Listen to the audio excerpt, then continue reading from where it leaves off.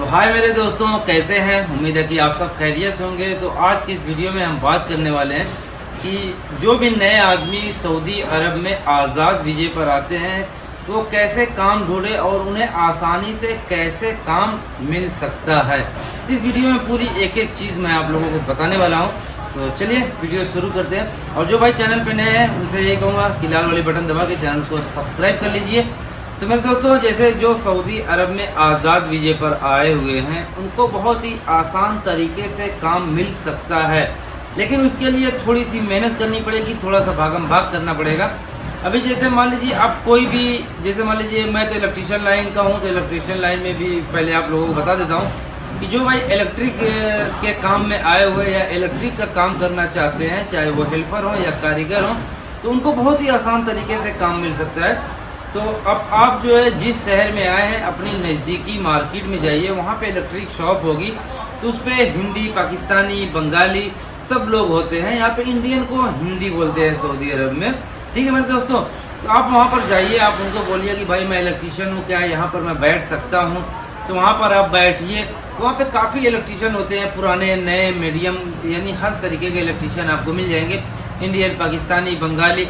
तो वहाँ पर आप बैठिए। बैठने के बाद जिस भी इलेक्ट्रीशियन को काम होता है, उनको आदमी की ज़रूरत होती है, तो वो लोग आप लोगों को दिहाड़ी पर लेकर के जाते हैं।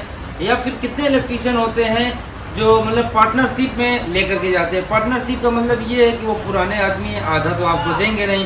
तो वो लोग क्या काम करते हैं, कोई मतलब 60 और 40, यानी 60% अपने रखते हैं, 40% आपको देते हैं। या कोई हो गए 70-30 रखते हैं, या कोई मतलब बहुत ही अच्छा है, शरीफ आदमी है, तो 50-50 दे देता है। तो उसमें आप जाएंगे तो आपका बहुत ही आसान तरीके से काम मिल जाएगा और आपको फ़ायदा होगा। और दूसरी चीज़ ये है कि आपकी दोस्ती यारी बढ़ेगी और हर एक प्रोडक्ट जो भी इलेक्ट्रिक का सामान होता है, चाहे औजार हो गया या सामान हो गया, उसका नाम भी आपको पता चलेगा।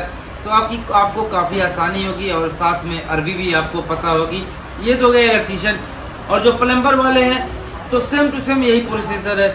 आप प्लम्बर की दुकान पे जाइए, उनको बोलिए भाई मैं जो है यहाँ पर काम करना चाहता हूँ, या कोई आदमी है उसके पास काम है तो मुझे काम पर लगवा दीजिए।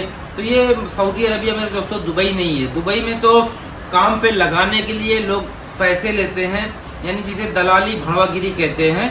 तो दुबई में ये सिस्टम है, लेकिन सऊदी अरब में ये सिस्टम नहीं। सऊदी अरब में चाहे पाकिस्तानी हो, चाहे बंगाली हो, चाहे इंडियन हो, अगर वो देखते हैं कि ये भाई अपना परेशान है, इसके पास काम नहीं है, तो काम पे वो लोग लगा देते हैं।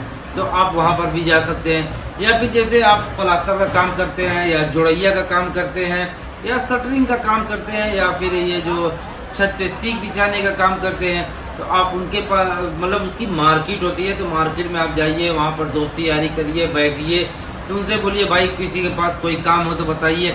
या जो है कि कोई भी इंडियन, पाकिस्तानी मिल जाए तो उनसे बोलिए यार कोई किसी के पास काम हो तो बताइए।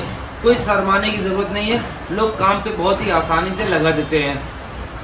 या फिर आप दुकान पे जाना चाहते हैं, दुकान पे काम करना चाहते हैं, या स्टोर रूम में काम करना चाहते हैं, तो आपको जो नज़दीकी मार्केट है, मार्केट में जाइए। चाहे वो किराना स्टोर हो गया, या जनरल स्टोर हो गया, या फिर कोई कॉस्मेटिक की शॉप हो गई, वहाँ पर जाइए, बोलिए भाई मैं इंडियन हूँ, किसी के पास कोई आदमी की ज़रूरत है तो बताइए। तो हर किसी के पास ज़रूरत होती है, तो वो लोग वहाँ पर आप लोगों को काम पे लगा देंगे। बस फ़र्क ये होता है कि पुराने जो आदमी होते हैं उनको थोड़ी तनख्वाह ज़्यादा मिलती है, और जो नए होते हैं उनको दिहाड़ी या तनख्वाह थोड़ी सी कम मिलती है।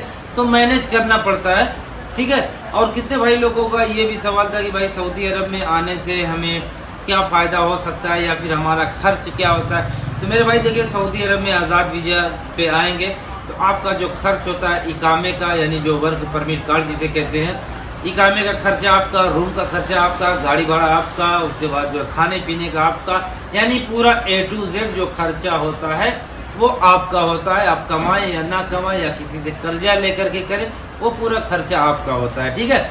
और इकामा पूछते हैं कितने बन जाता है। इकामा देखिए कई कैटेगरी का होता है। अगर जो आप बड़े मुअस्ससा में, यानी मुअस्ससा बोलते हैं जैसे अरबी में कंपनी को, तो आप बड़ी कंपनी में हो या छोटी कंपनी में हो तो आपका 11,500-12 हज़ार रियाल इकामे का लगेगा। और अगर जो आपका ड्राइवर का वीज़ा है, या बकरी चराने का वीज़ा है, या वाशमैनी का वीज़ा है जिसे आमिल हारिस कहते हैं, और जो बकरी का वीज़ा होता है उसे गनम तरबिया जो है कि मुआसी कहते हैं, या फिर मजरे का है तो मजरा भी कहते हैं। तो इसका वीज़ा जो होता है, इसका इकामा 600-650-700 रियाल में इकामा बन जाता है। तो ये काफ़ी अच्छा होता है।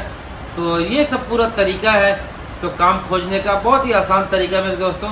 और कितने भाई बोलते हैं कि क्या आज़ाद वीजे पे हम कितना कमा सकते हैं। मेरे भाई वो आपके ऊपर है कि आप कितना कमा सकते हैं। अगर जो आज़ाद वीजे पे है, अगर जो आपको महीने में 300 दिन काम मिल रहा है, अगर 100 रियाल भी अगर जो आपको एक दिन की दिहाड़ी मिल रही है तो 3000 रियाल महीना होता है।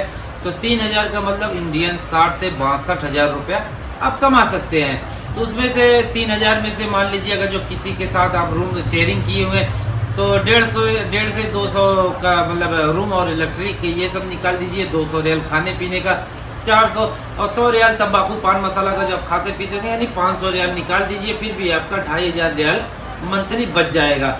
और आज़ाद वीजे में दिहाड़ी पे जो काम करते हैं, जो बिल्डिंग लाइन में काम करते हैं, उनकी सुबह 7 बजे से शाम को 5-5:30 बजे तक ड्यूटी होती है। या फिर जो 8-9 बजे काम पे जाते हैं तो मगरिब के वक्त यानी 6:30-7 बजे तक काम करवाते हैं। तो ये सिस्टम है। अगर जो आप कारीगर है तो 120-130 रियाल दिहाड़ी मिल सकती है। या फिर कोई अच्छी सिटी में गए हुए हैं तो आपको 150 से 200 रियाल तक दिहाड़ी मिल सकती है।